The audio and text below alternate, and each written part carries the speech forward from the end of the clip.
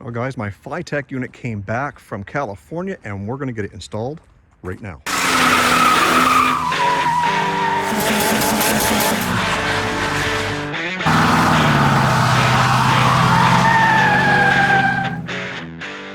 So before we get into the actual install of the replacement, or actually it's not a replacement, it's my same Fitech unit. They just replaced the computer in it, I guess, and some drivers. Got a couple more little things we've got to do to it to update the handheld as well. But before we do that, I also want to show you something else we're going to be doing. Now, as a lot of you guys know, this is just a dual plane, run-of-the-mill Edelbrock Performer RPM intake. And what a lot of guys will say when you add fuel injection to these is they'll tell you that you should be splitting this divider down by about 1 inch so that the air fuel mixture gets into both sides and not just one.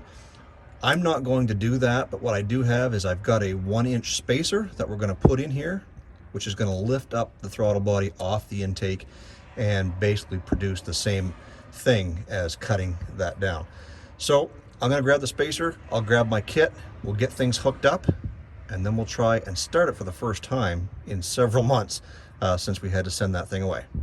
All right guys, so we've got our phenolic spacer here from Hedman, and one thing that you always want to make sure before you go and put everything together is A, make sure you've got the right spacer, make sure it's going to fit, and make sure that those butterflies are going to open up inside without binding or hitting that spacer, because that can be quite disastrous, and you don't want to get it all together back in place before you figure that out. So I've already done this because I can't do it with only one hand, and everything is fine. So let's get our gaskets down and get things set back into place. We'll get her all plugged in and hopefully get a first start on this. And I'm hoping the battery is good because I haven't changed those cables yet, but that is next on the agenda.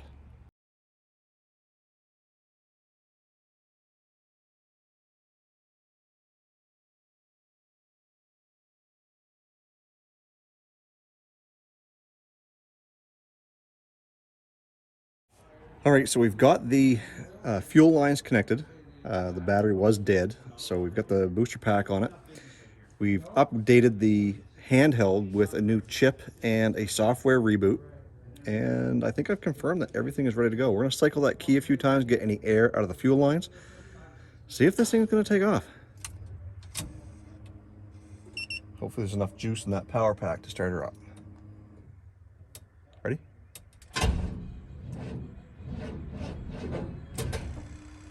Nope.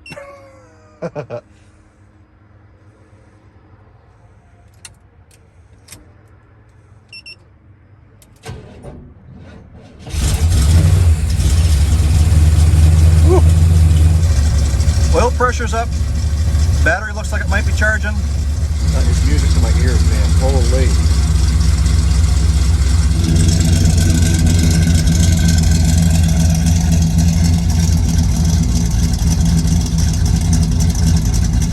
Okay, so we've got the truck running. We pulled it into the shop here. We've still got to do the relearn process on it, which means setting up the idle, setting up the IAC steps. I forget how to do it, so I've got to go look that up in my manual. We'll do that tomorrow, and I've also got the battery on charge so that we can kind of put that out of the way. And we're going to come back in the morning.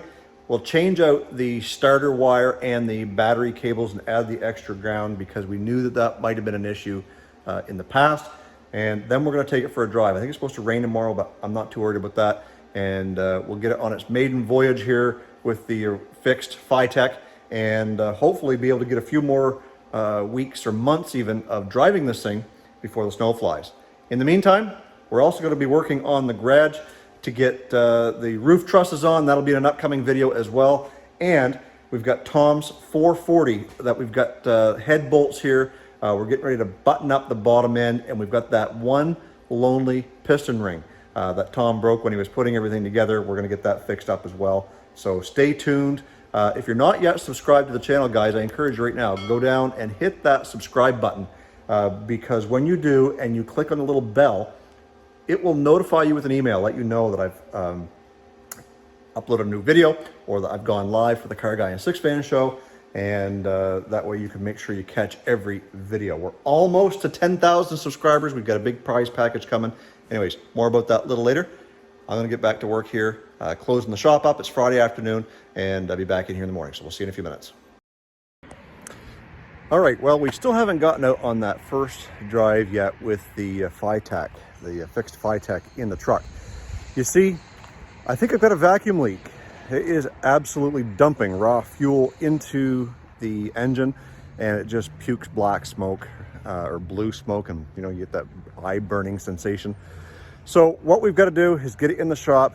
We're going to pull the throttle body off because I think that spacer, that 1-inch spacer I put on, might be causing a little bit of a vacuum leak. So let's get it in the shop and see if we can find out what's going on, and hopefully by the end of this video, be able to take it for a drive.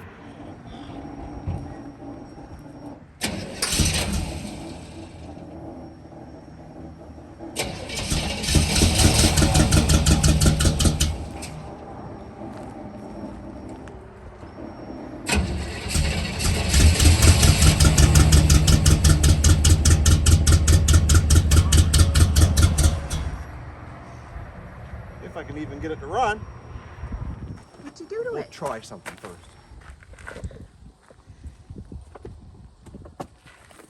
So I was on the phone with Fitech tech support. Very good guys to deal with. And Joe, if you're watching this, which you're probably not, but anyways, talked me right stem to stern over troubleshooting and trying to find out a few things that we had. And in the meantime, it was a lesson. I learned a few things about how to set this thing up properly, which I had a hard time finding either in the manuals or online. So one of the things he said was set your idle adjustment screw right till it touches. You can see it move, the butterflies, and you just give it like a quarter of a turn. Then you try it and see if it starts. So that's what we're gonna do right now. So there's your adjustment for your front set of plates, and there's one back in here for the rear. So we're just gonna give it a little bit of a turn here, and you'll see that this moved.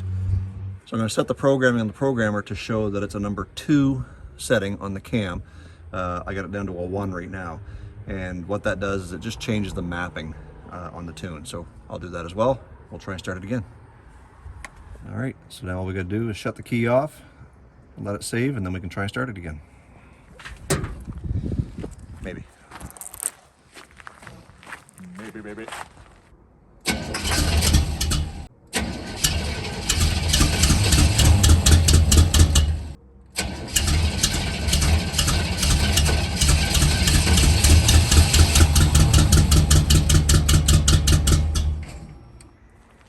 I guess we're just gonna push it in. I'll get Junior because he's inside. We'll push it inside. And we'll take everything apart, remove the spacer, check for leaks. And Take that again. I put the camera down by mistake. Sorry. good help is hard to find. Sorry. So we're gonna get some help. Junior's inside. We'll push the truck in and we'll take the throttle body off so we can find that vacuum leak.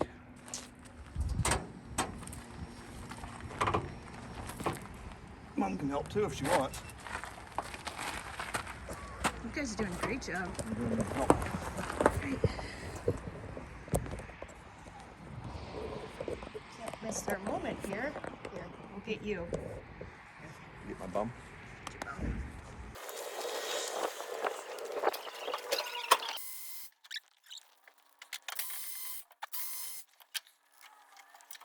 So whoever said learning something new, like fuel injection, was a good idea, I don't know. I know I didn't know anything about carburetors, but I'm very quickly learning how much I don't know about EFI. Is he frustrated? Oh. Shit. Uh-oh. Uh-oh. So much for that idea. So I think I found out what the problem was. This little hole and this little piece right here, I think are part of the vacuum ports in the throttle body. And I don't know if you can see it or not, but the line where that spacer was going was like right through that.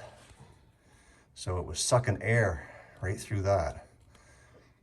So I'm guessing that's probably our problem. So maybe that spacer breaking might have been a good thing, because now we can put this back together and hopefully that hole will be sealed up and should fix our problems. We'll go ahead and do a relearn, do our adjustments, and do a start on it again, and it should start. So I'll do this, then I'll come back once we get it all back together. Sonny, talk about getting into your work. Don't get your beard stuck down in there. Stuck on a vacuum light. All right, so we just set up all of our parameters. The key is off. Now we're getting ready to start it for the theoretical first start, once you kind of do everything you got to do without a spacer. So let's see if she starts. Do we want to get the blue Yeah, smoke? there shouldn't be much, if any, Oh, this time. okay. So.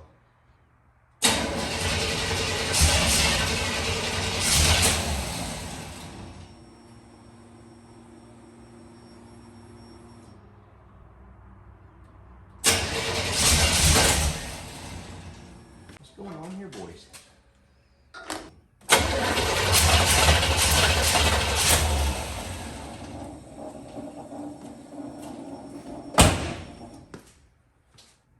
Frustration. What I'm going to do is I'm going to load up the default V8 program and try that and see if we can at least get it to run. Once we get it to run, then we can kind of set parameters. I think what's happening is it's trying to run on all the old stuff that we were messing with when we were troubleshooting. And now that there's no vacuum leak, it's got the wrong parameters to get it to run properly, I think. I don't know. Maybe it sounds good. All right, so now that that's saved, we're going to try and start it on the standard V8 tune that comes with the program.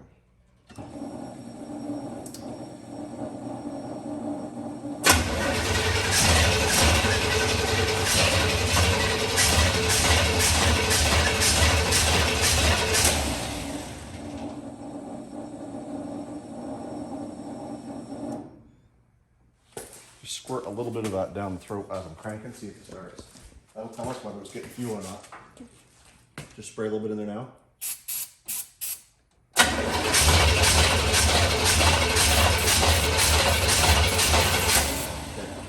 It's not firing. Something's happening where she's not getting, it's trying, but it's not getting, well, I think what we're gonna have to do is check, start checking fuses, making sure we didn't pop any fuses.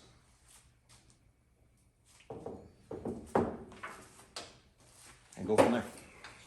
So we tried a couple more things and we cannot still get it to start. So I'm thinking at this point she's probably flooded. I'll try it again in the morning. See by then if everything is working the way it should be. It should start right up if all that was the problem was it being flooded. So if not, it might be another call to Fitech. Of course, they're on the West Coast, so they're 4 hours behind me, which means I can't call them until after lunch by the time that they open up. We'll be back in a few minutes for you, but it'll be the next morning for us. Okay, so we're back here in the shop the next morning, and I'm not gonna touch anything. All I'm gonna do is reach in and crank on the key. Let's see if she'll start.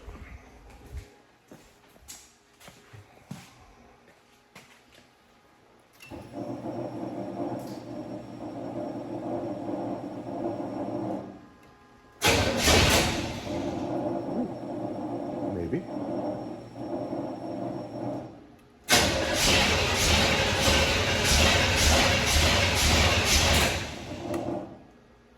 Same thing as before. What the heck is going on with this thing?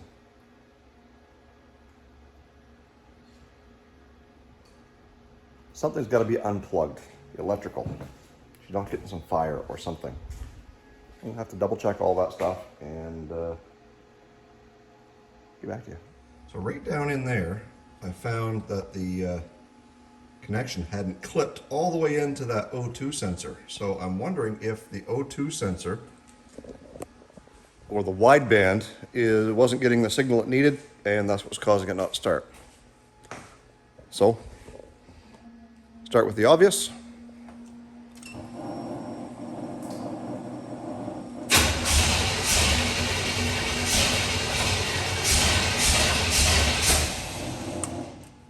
Well, wasn't that. Damn it. Well, folks, that is going to conclude this part one of trying to get Dale restarted one more time on the rebuilt or fixed Fitech fuel injection. If you think you know what's going on, go ahead and leave a comment down below and tell me what you think. And I know most of you are going to say just simply it's the Fitech itself, and to switch back to a carburetor. And look, I'm not too far from that right now. Anyways, that's going to conclude this episode of Olde Carr Guy. We'll see you guys in the next one. Stay focused on the windshield, not the rearview mirror.